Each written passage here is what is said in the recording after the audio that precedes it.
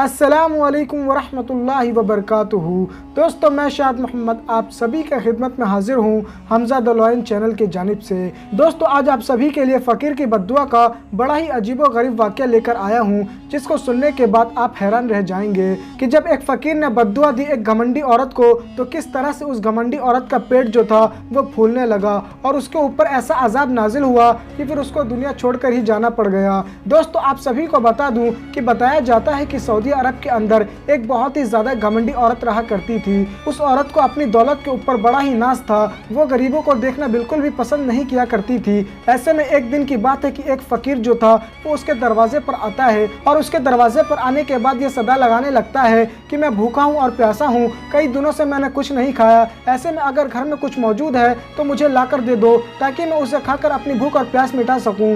दोस्तों, आप सभी को बता दूं कि उस वक्त घर के अंदर उस घर की मालिकिन जो थी, जो कि बड़ी ही घमंडी थी, वो मौजूद थी। उसने अपनी नौकरानी से यह बात कही कि फ़कीर को जाकर ये बात कह दो कि फ़ौरन ही यहाँ से चला जाए, मैं फ़कीरों को देखना बिल्कुल पसंद नहीं करती। ऐसे में दोस्तों, आप सभी को बता दूं कि वो जो नौकरानी थी वो गेट के बाहर गई और फ़कीर को जाकर मना करने लगी और उससे ये बात कहने लगी कि फ़ौरन ही यहाँ से चले जाओ। मेरी मालकिन को ये बिल्कुल भी पसंद नहीं कि कोई फ़कीर आकर उनके दरवाजे पर मांगे। दोस्तों, नौकरानी की ये बात सुनकर वो जो फ़कीर था वो ये बात कहने लगा कि मैं कई दिनों से भूखा हूँ, अपने मालिकिन से ये कह दो अगर घर में कुछ बचा हुआ है तो वो मुझे लाकर दे दे, ताकि मैं उसे खाकर अपनी भूख और प्यास मिटा सकूं। दोस्तों, ऐसे वक्त में वो जो नौकरानी थी वो घर में गई और मालकिन को जाकर कहने लगी कि वो फ़कीर नहीं जा रहा और वो कह रहा है कि मालकिन को जाकर कह दो, हो सकता है कि मालकिन को मेरी हालत पर रहम आ जाए और वो मुझे कुछ खाने के लिए दे दे। दोस्तों, ऐसे में वो जो मालकिन होती है उसे फ़कीर की इन बातों पर और भी ज़्यादा गुस्सा आ जाता है और वो फ़ौरन ही किचन में जाती है और वहाँ पर जो भी कुछ बचा कुचा होता है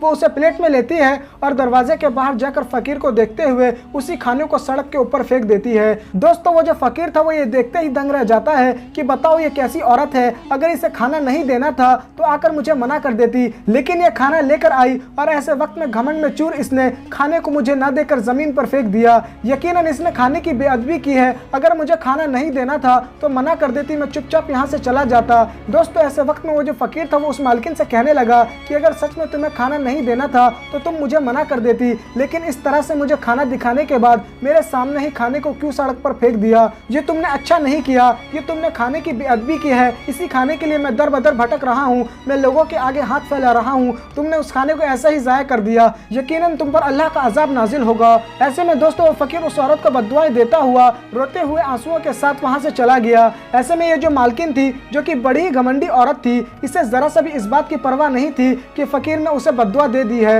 वो फिर घर में दाखिल हुई, लेकिन तभी अचानक उसके पेट में हल्का सा दर्द शुरू हो गया। लेकिन वो सोचने लगी कि अचानक ही मेरे पेट में क्यों दर्द शुरू हो गया है। लेकिन उसने जो भी घर में दवाइयाँ रखी हुई थी उन दवाइयों को लिया और दवाइयाँ लेने के बाद उन दवाइयों को खा लिया। ऐसे में दोस्तों, आराम होने के बजाय उसका दर्द और तकलीफ जो था वो और भी ज़्यादा बढ़ने लगा। वो बड़ी परेशान होने लगी, अब बेचैनी का आलम आ गया, कहीं भी आराम नहीं आ रहा था। फौरन ही वो हॉस्पिटल के लिए रवाना हो गई। दोस्तों, हॉस्पिटल में जाकर उसने चेकअप वगैरह करवाया तो डॉक्टर ने बताया कि हमें मालूम नहीं पड़ रहा कि तुम्हें कौन सी बीमारी है और हम कौन सा इलाज करें, यानी तुम्हारा पेट जो है वो लगातार फूलता जा रहा है और इसका सबब हमें मालूम नहीं पड़ रहा, इसीलिए हम तुम्हें कोई भी दवा नहीं दे पाएंगे। यानी कहने का मतलब ये है कि हम तुम्हारा इलाज नहीं कर पाएंगे। ऐसे में दोस्तों, वो जो औरत थी वो बहुत ज़्यादा परेशानी के आलम में आ गई। ऐसे वक्त में दोस्तों, उस औरत ने डॉक्टर से बोला कि जितना भी पैसा लगेगा मैं तुम्हें देने को तैयार हूँ, लेकिन मेरा इलाज करो। लेकिन दोस्तों, डॉक्टर ने साफ इनकार कर दिया कि चाहे तुम सारी ज़िंदगी की कमाई हुई दौलत ही क्यों ना दे दो,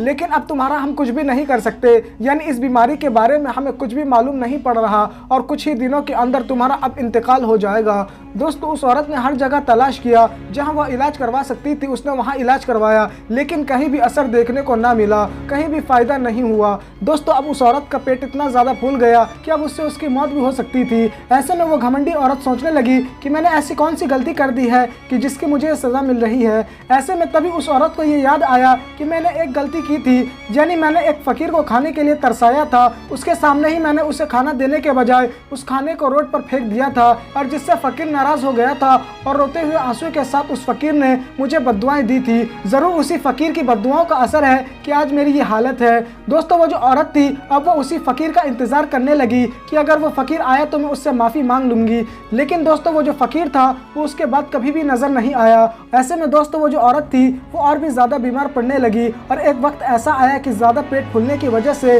उसकी मौत हो गई। दोस्तों इसीलिए कभी भी दौलत का घमंड नहीं करना चाहिए। अगर कोई साहिल आपके दरवाजे पर आता है तो उसकी ज़्यादा से ज़्यादा मदद करें, क्योंकि दोस्तों ये जो दौलत है वो सिर्फ और सिर्फ दुनिया ही में रह जाएगी, यानी वो आखिरत में आपके साथ नहीं जाने वाली। इसीलिए उस दौलत को गरीब और यतीमों में बांट कर अपने लिए आखिरत के लिए नेकियां जमा कर लीजिए। दोस्तों अगर आप किसी मजबूर की मदद करते हैं तो उसकी दुआएं आपको आखिरत में काम आएगी। दोस्तों उस घमंडी औरत की तमाम जो दौलत थी वो धरी की धरी रह गई। पैसे का घमंड कभी भी नहीं करना चाहिए, दौलत का घमंड कभी नहीं करना चाहिए और गरीब यतीम और मजबूरों की बद्दुआ कभी नहीं लेनी चाहिए, क्योंकि दोस्तों इस दुनिया में हमारे पास जो भी कुछ है वो हमारा नहीं है, वो सारा का सारा अल्लाह ताला का है। दोस्तों अल्लाह ताला फरमाता है कि खजूर के बीच का जो छिलका होता है वो भी हमारा नहीं। तो दोस्तों मुझे उम्मीद है कि आपको मेरी ये बात समझ में आ गई होगी, और अगर आपको ये वीडियो पसंद आई है तो इस वीडियो को लाइक कीजिए और इस वीडियो को ज़्यादा से ज़्यादा शेयर कीजिए। तो दोस्तों आज के लिए बस इतना ही, जब तक के लिए खुदा हाफ़िज़।